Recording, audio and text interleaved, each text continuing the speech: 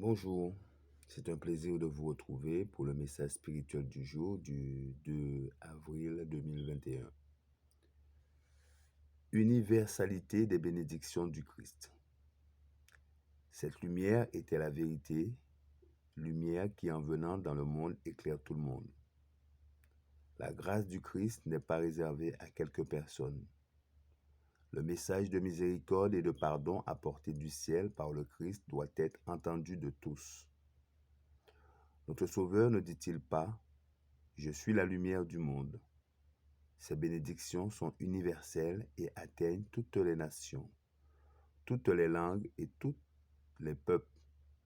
Le Christ vint pour renverser les murailles de séparation afin que tout homme, juif ou gentil, puisse devenir un adorateur volontaire et avoir accès auprès du Père.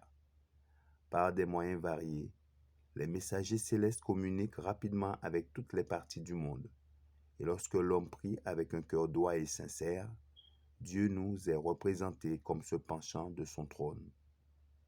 Écoutant chaque soupir et répondant « Me voici », il relève les opprimés et ceux qui sont dans la détresse. Il répand ses bénédictions sur les bons comme sur les méchants. Le Christ vivait chacun des préceptes qu'il enseignait. La sainte loi de Dieu était magnifiée dans son vivant représentant. Il était le révélateur de l'Esprit infini. Il n'exprimait pas des sentiments ou des opinions incertaines, mais la pure et sainte vérité. Il invite les hommes à trouver en lui et dans l'expression de son amour infini une meilleure vision de Dieu. La connaissance la plus merveilleuse que les hommes puissent posséder est celle de Dieu. Bien qu'il n'y ait beaucoup de sagesse parmi les hommes du monde, ceux-ci ne voient pas la beauté, la grandeur, la justice, la sagesse, la bonté et la sainteté du Créateur de l'univers.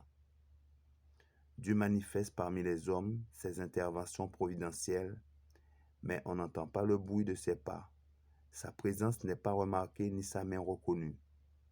La tâche des disciples du Christ consiste à faire briller devant le monde le caractère de Dieu, à capter tout rayon de lumière de sa parole pour le réfléchir vers les hommes plongés dans les ténèbres d'une connaissance imparfaite de la divinité. Les serviteurs